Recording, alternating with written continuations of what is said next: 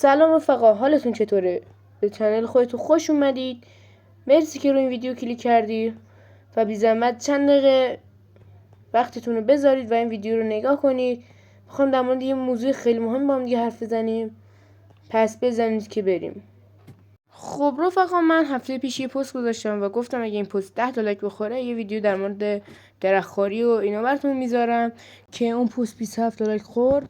و اگه بخوام این بحث رو بیشتر براتون توضیح بدم، همونطور که خودتونم میدونید درختکاری خیلی فواید زیادی داره، ولی خب ما هدفمون چیه؟ ما میخوایم استریم بذاریم و برای درختکاری هزینه جمع کنیم و با اون هزینه درختانی بخریم که خنک کننده هوا باشن، اکسیژن زیادی تولید کنن و محصول داشته باشن که منظورم از اون محصول همون میوه شونه و در کل درختی تهیه کنیم که این تمام این ویژگی‌ها داشته باشه، نه مثل درختانی که فقط اکسیژن خوبی تولید میکنه، مثل درخت کاج که هیچ ثمری نداره، یعنی هیچ میوه‌ای نداره.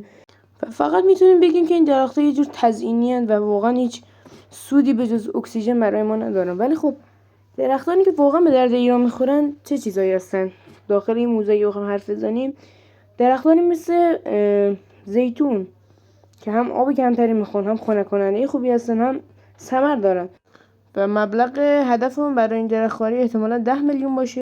حالا شاید اینجا بگید که درخت چه به درد ما میخوره؟ بچه اینطوری براتون میخوام بگم درخت خب اگه یکم برید مطالعه کنید، درخت خنک کننده خوبی هستش. منظورم اینه که هوا رو خنک میکنه. چطور توضیح بدم؟ حالا اگه منظور من نمیفهمید یه توضیحاتی از هوش مصنوعی یا حالا داخل اینترنت یه سرچی بزنیم خیلی بهتون کمک میکنه که مثلا اگه داخل محله چند تا درخت بکاریم یعنی اونجا خنک‌تر میشه. طبیعتاً تو محله خودتون اگه اینطوری باشه قبل و بعد درختکاری خودتون مثلا نتیجهشون میبینید. و موضوع بعدی اون اینه که درخت به غیر از این کارهایی که میکنه، اکسیژن و اینا که انجام میده، یه کار دیگه هم میکنه. اگه ما تعداد زیادی درخت بکاریم، که حالا پروژه ما درست کوچیکه ولی خب اگه شماها خودتون این کارا رو انجام بدید، مثال میزنم، اگه تعداد زیادی درخت بکارید داخل این منطقه، باعث میشه اونجا اون منطقه باران بیشتر بیاد، به دلیل اینکه درخت نم بیشتر تولید میکنه، حالا از چند تا طریق، و باعث میشه که اون نم اون منطقه بالاتر بره، پس نسبتا بارون بیشتر میادش. اگه درست گفته باشه. بچه الان نبینید به درختکاری اهمیت نمیدن. اگه مثلا شما برید که بخونید داخل تاریخ ایران باستان، مثلا زمان هخامنشیان، میگفتن کوروش کبیر هر جا میرفته دستور میداده که مثلا اونجا رو باغ بسازن یا پردیس بسازن. و حتی نویسندگان رومی و یونانی هم نوشتن که مثلا ایرانی‌ها به شدت پردیس‌های زیبایی داشتن، مانند بهشت بوده. مثالاش اینطوریه. اگه یکم برید بخونید خیلی چیزهای زیادی در مورد درختکاری ایرانی‌ها میتونید ببینید. حالا با هم بریم چند تا متن هستش که از داخل سایت پیدا کردم در مورد درختکاری در دوره ایران باستان. بریم با هم بشنویم.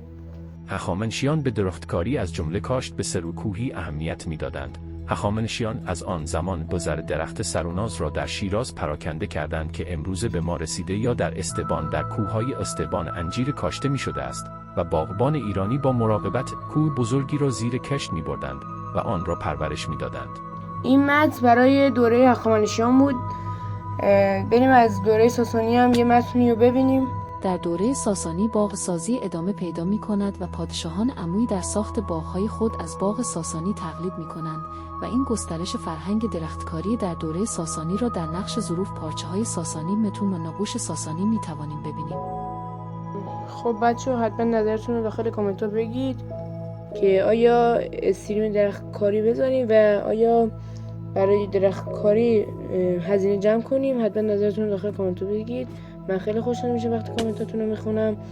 مرسی که همراه من بودید. مرسی از رفیق عزیزم که این ویدیو رو برای من ضبط کرد. ان شاءالله به زودی به ما ملحق میشه به نام آقای قند و حالا ان شاءالله صداش هم میشنویم ما هم دیگه اگه وقت شد. و بچه اگه شما نظرتون اوکی بود، ما از این بعد با چند نفر دوستانمون استریم میکنیم و این حمایت ها رو جمع میکنیم. مرسی که تا اینجا ویدیو همراه بودید.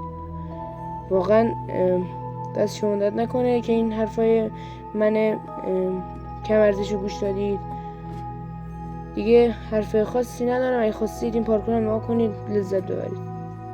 اگه حرف من حقیرم نظرتون رو جلب کرد، حتما یه لایک بزنید تا این ویدیو دیده بشه، یکم وایرال شه و حتما اگه دوست داشتید یه سابسکرایب هم بکنید. دوستتون دارم. تا ویدیوی بعدی، خداحافظ.